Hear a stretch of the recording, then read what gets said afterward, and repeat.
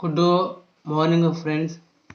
ನೀವು ನಿನ್ನೆ ತಿಳಿಸಿದ ಕನ್ನಡ ವ್ಯಾಕರಣ ಮತ್ತು ಇಂಗ್ಲೀಷು ಗ್ರಾಮರು ಕ್ಲಾಸನ್ನು ನೋಡಿದಿರಾ ಅಂತ ನಾನು ಅಂದುಕೊಂಡಿದ್ದೇನೆ.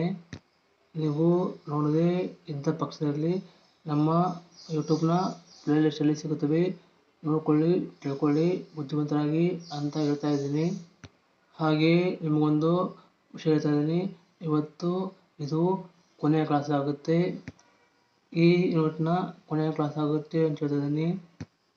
ಇಲ್ಲಿ ಹೇಳ್ತಿರೋದು ಇಂಡೈರೆಕ್ಟ್ ಕ್ವಶನ್ಸು, ಅಂದರೆ ನೀವು ಕ್ವಶನ್ಸು ಅಂದರೆ question words like what, when, where, whom, to whom ಇತ್ಯಾದಿ ಕ್ವಶನ್ಗಳನ್ನ ಕೇಳಬೇಕಾಗುತ್ತೆ. ಆದರೆ ಅವು ವಾಕ್ಯದ ಮಧ್ಯದಲ್ಲಿ ಬಂದರೆ ನೀವು ಅವುಗಳನ್ನ ಕ್ವಶನ್ ವರ್ಡ್ ತಿಳ್ಕೊಬಾರ್ದು. ಬದಲಾಗಿ ಅದಕ್ಕೆ ಸಂಬಂಧಪಟ್ಟ ಇನ್ಫಾರ್ಮೇಷನು ಅಥವಾ ಮಾಹಿತಿ ಅಂತ ತಿಳ್ಕೊಂಡು ನೀವು ಓದ್ಕೋಬೇಕು, ತಿಳ್ಕೊಬೇಕು, ಗೊತ್ತಾಗುತ್ತೆ ಅಂತ ಹೇಳ್ತಾ ಇದ್ದೀನಿ. ಈಗ ನೋಟ್ ಮೂಲಕ ಹೇಳ್ತಾ ಇದ್ದೀನಿ.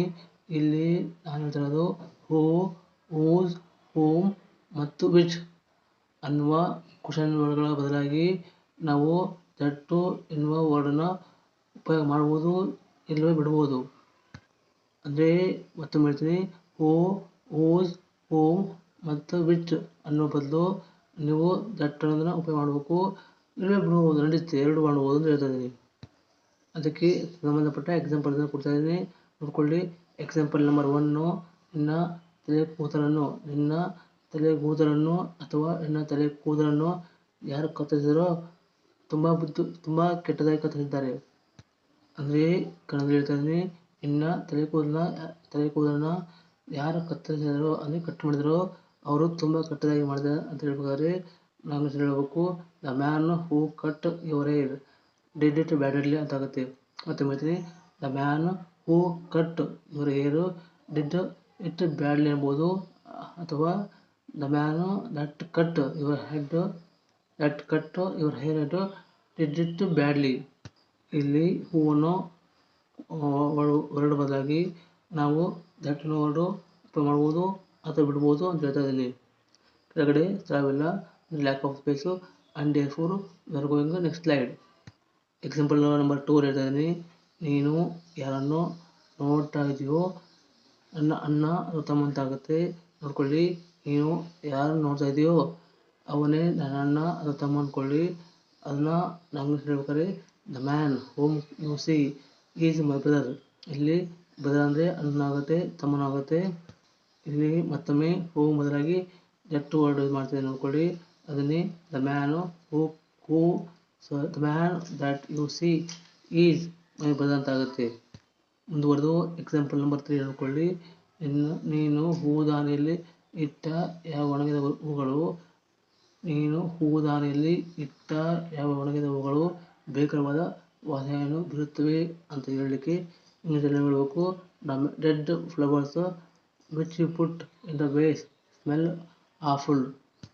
ಇಲ್ಲಿ ವೇಸ್ ಅಂದರೆ VASE ಇದೆಲ್ಲ ಅದು ಹೂದಾನಿ ಅಂತ ಆಗುತ್ತೆ. ಹೂದಾನಿ ಅಂದರೆ ಅಲ್ಲಿ ಹೂದಾನಿ ಅಂದರೆ ಇಲ್ಲಿ ಹೂದಾನಿಯಲ್ಲಿ ಹೂ ಬಿಡುವ ಸ್ಥಳ ಅಂದ್ಕೊಳ್ಳಿ. ಇಲ್ಲಿ ಡೆಡ್ ಫ್ಲವರ್ಸು ಅಂದರೆ ಕನ್ನಡದಲ್ಲಿ ಒಣಗಿದ ಹೂಗಳು ಅಥವಾ ಸತ್ತ ಹೂಗಳು ಅಂತ ಹೇಳ್ಬೋದು. ಕಾಮನ್ ಆಗಿ ನಾವು ಹೇಳೋದು ಒಣಗಿದ ಹೂಗಳು ಅಂತ ಹೇಳ್ತೀವಿ. ಸ್ಮೆಲ್ಲು ಅಂದರೆ ವಾಸನೆ, ಆಫುಲ್ಲು ಅಂದರೆ ಭೀಕರವಾದ ಅಂತ ಆಗುತ್ತೆ. ಇಲ್ಲಿ ನಾನು ವಿಚ್ ಮಾಡಿದ್ದೀನಿ ನೋಡ್ಕೊಂಡ್ರಿ.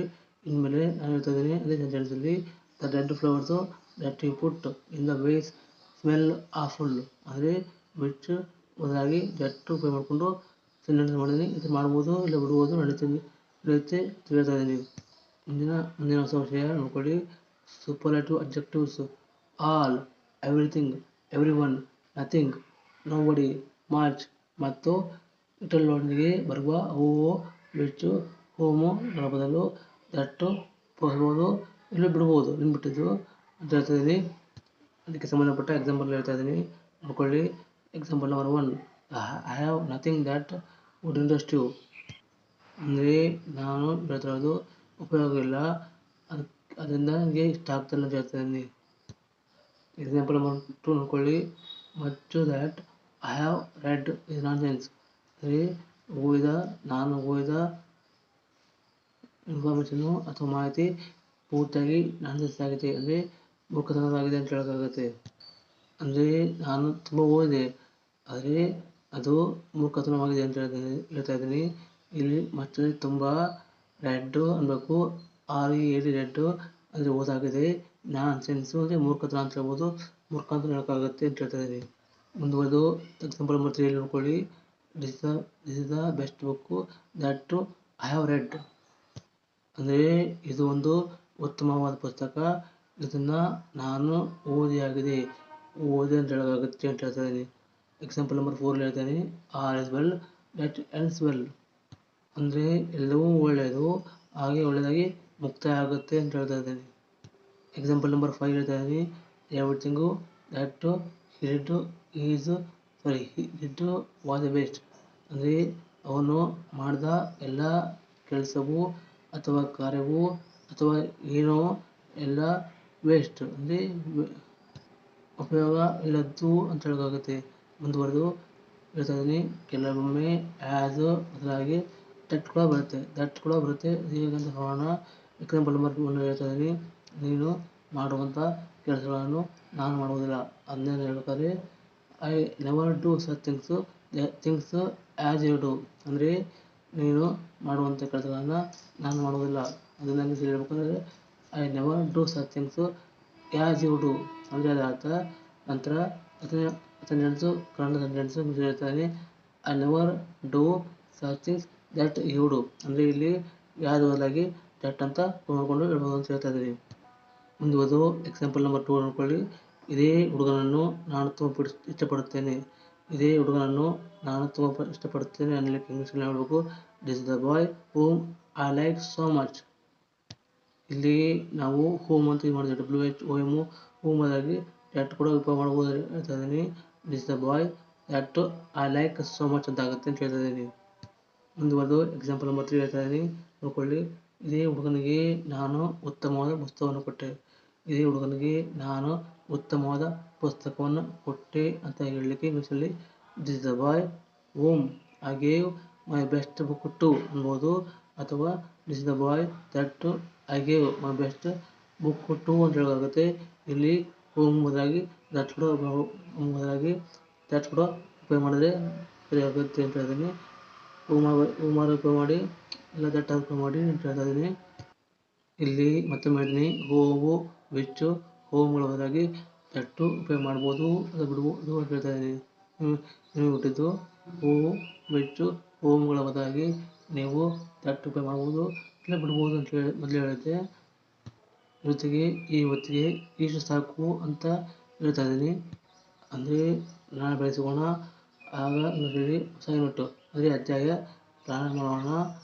ಅದರಿಂದ ನೋಡ್ತಾ ಇರೋರು ಪೂರ್ತಿಯಾಗಿ ನೋಡಿ, ಅಂದರೆ ನಿಮ್ಗೆ ಗೊತ್ತಾಗುತ್ತೆ. ತಿಳ್ಕೊಂಡಾದ್ಮೇಲೆ ಬುದ್ಧಿವಂತ ಆಗ್ತೀರಾ. ಕೊನೆಗೆ ನಮ್ಮ ಚಾನಲ್ಗೆ ಸಬ್ಸ್ಕ್ರೈಬ್ ಮಾಡಿ, ಲೈಕ್ ಮಾಡಿ ಮತ್ತು ಫ್ರೆಂಡ್ಸ್ಗೆ ಶೇರ್ ಮಾಡಿ. My last word. Thank you very much.